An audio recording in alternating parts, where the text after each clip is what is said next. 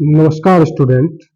आज अपन देखेंगे national immunization schedule के बारे में। National immunization schedule for infant, children and pregnant woman. तो कौन कौन सा वैक्सीन कब लगता है उसके बारे में आज अपन जानेंगे। तो सबसे पहला जो वैक्सीनेशन है वो अपन देख रहे हैं टिटेनस का और डिप्थीरिया का, जिसको शॉर्ट में अपन टीडी फर्स्ट कहते हैं। और ये जनरली जब लेडीज प्रेग्नेंट हो जाती है तो उसके मात्र 1 मंथ के बाद उसको ये वैक्सीनेशन करवाया जाता है, जिसको अपन टीडी फर्स्ट की डोज बोलते हैं। तो ये कह सकते हैं कि अर्लियर इन प्रेगनेंसी में अपन ये वैक्सीनेशन करवा सकते हैं। इस वैक्सीनेशन की जो डोज होती है टीडी फर्स्ट की वो 0.5 ml रहेगी और इसका जो रूट रहता है वो इंट्रा मस्कुलर रूट रहेगा। और कहाँ पे लगाया जाता है तो अपर आर्म जो होती है वहाँ पे ये आपका वैक्सीनेशन लगेगा। तो ये जो टीडी फर्स्ट की डोज है इसके बारे में हमने बात की और ये प्रेग्नेंट वुमन को दिया जाएगा। उसके बाद एक टीडी की सेकेंड डोज जो होती है वो भी लगाई जाती है और वो 4 वीक आफ्टर टीडी फर्स्ट। जब आपने टीडी फर्स्ट की डोज लगाई है तो उसके 4 वीक या 4 सप्ताह जो है उसके बाद में आप क्या कर सकते हैं, टीडी सेकेंड की डोज लगा सकते हैं। इसी तरीके से टीडी का एक बूस्टर डोज भी लगता है। तो टीडी का बूस्टर डोज कब लगेगा? टीडी का बूस्टर डोज जब आपने टीडी की दोनों डोज लगवा रखी है तो उसके बाद प्रेगनेंसी के अंदर लास्ट 3 साल में आप कभी भी टीडी की बूस्टर डोज लगवा सकते हैं। और इसका भी 0.5 ml डोज रहेगी। इंट्रामस्कुलर आपका वैक्सीनेशन होगा और आपकी जो अपर आर्म से वहां पे ये वैक्सीनेशन किया जाएगा। तो ये तो बात हमने की कि जब एक लेडी प्रेग्नेंट हो तो उसमें कौन कौन से वैक्सीनेशन लग सकते हैं। तो हमने टीडी फर्स्ट की बात की, टीडी सेकेंड की बात की और बूस्टर डोज की बात की। अब अपन जानेंगे कि जो वैक्सीनेशन है वो इन्फेंट के लिए क्या हो सकता है। तो इन्फेंट का मतलब क्या होता है कि जब आपका बच्चा 1 साल तक का हो, है ना, अप टू 1 ईयर का हो तो उसको अपन इन्फेंट बोलते हैं। एक होता है नियोनेट जो अप टू 28 डेज तक जो होगा उसको अपन नियोनेट बोलेंगे या न्यू बॉर्न बेबी बोल सकते हैं। तो अपन बात क्या कर रहे हैं इन्फेंट की। तो इन्फेंट के लिए सबसे इम्पोर्टेंट जब बच्चा जन्म ले तो बीसीजी का वैक्सीन लगाया जाएगा। और बीसीजी की जो फुल फॉर्म है उसको अपन बैसिलस कालमेट ग्वारिन बोलेंगे। और ये जो वैक्सीन है वो एट द बर्थ लगाया जाता है। जैसे ही बच्चे ने जन्म लिया तो जन्म लेते ही जितना पॉसिबल हो उतना जल्दी अपन क्या कर सकते हैं, इस वैक्सीनेशन को लगाए तो वो अच्छा रहेगा। और जनरली बीसीजी जो वैक्सीन है वो टीबी से बचाएगा बच्चे को। अगर फ्यूचर में कभी उसको टीबी इन्फेक्शन हो तो ये वैक्सीनेशन क्या करेगी, उसके अगेंस्ट में काम करेगी। नेक्स्ट, इसकी जो डोज है वो कितनी होती है? 0.1 ml की इसकी डोज रहती है और ये इंजेक्शन जनरली इंट्राडर्मल लगता है। तो कई बार ऐसा क्वेश्चन पूछा जा सकता है कि जो बीसीजी वैक्सीन है उसका रूट ऑफ एडमिनिस्ट्रेशन क्या है, किस मार्ग से लगाया जाएगा। तो इंट्राडर्मल रूट से लगाया जाएगा और लेफ्ट अपर आर्म के अंदर ये वैक्सीनेशन लगेगा। इसी भांति अगला जो वैक्सीन है वो आपका हेपेटाइटिस बी का है और ये भी आपका जब बच्चा जन्म ले तो उस समय विदिन 24 आवर्स अपने को ये वैक्सीनेशन लगाना पड़ेगा। और इसकी जो डोज होती है वो है 0.5 ml और इसका रूट है इंट्रा मस्कुलर इंजेक्शन।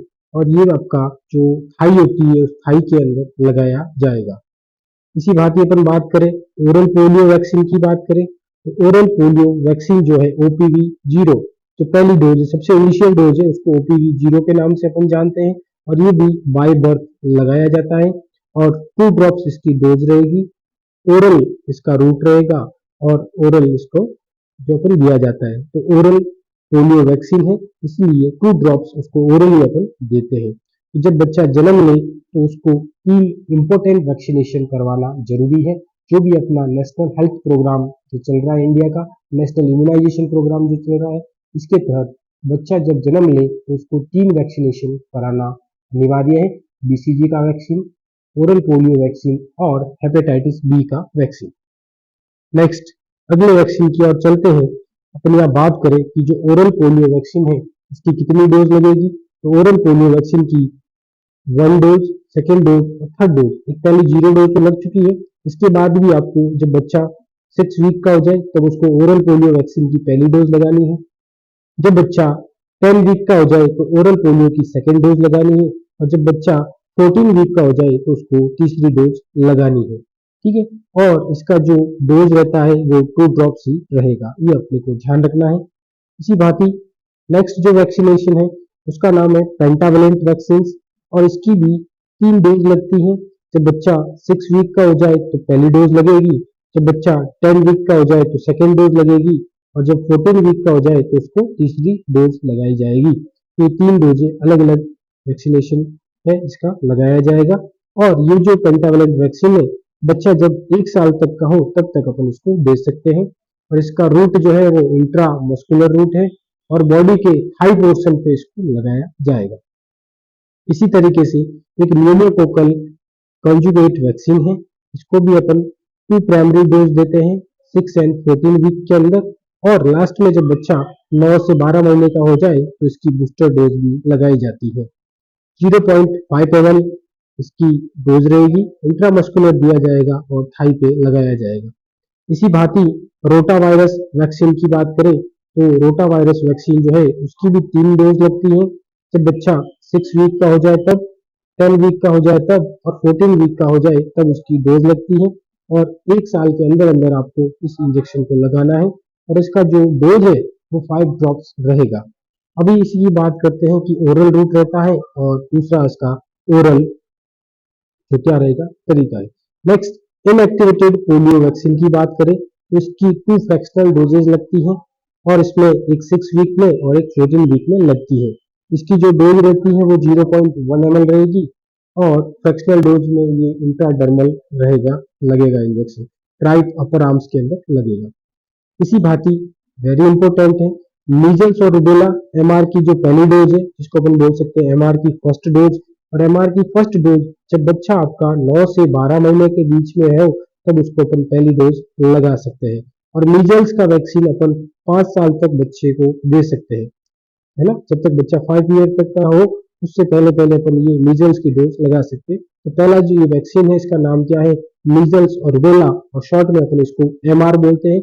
और एमआर फर्स्ट डोज जो लगती है वो 9 मंथ कंप्लीट हो जाए और 12 महीने तक का बच्चा हो तो इसके बीच में अपन लगवा सकते हैं, और इसकी डोज रहेगी 0.5 ml। और सबक्यूटेनियस इसका रूट ऑफ एडमिनिस्ट्रेशन होगा और राइट अपर आर्म पे ये वैक्सीनेशन लगेगा। इसी भांति एक और वैक्सीनेशन है नेशनल हेल्थ मिशन के अंदर, जापानीज इंसेफेलाइटिस, और ये भी बच्चों को जब 9 से 12 महीने का हो जाए बच्चा तब लगाया जाता है।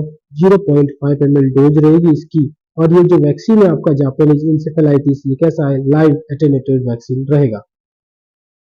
नेक्स्ट विटामिन ई, जो विटामिन ए की बात करते हैं, काफी इंपॉर्टेंट वैक्सीनेशन है। और विटामिन ए की जो पहली डोज है वो आपका बच्चा जब 9 महीने का हो जाए तो फर्स्ट डोज विटामिन ए की दी जाती है। जब आप मिजल्स और रुबेला की पहली डोज लगाते हैं उसके साथ में ही विटामिन ए की पहली डोज दी जाएगी।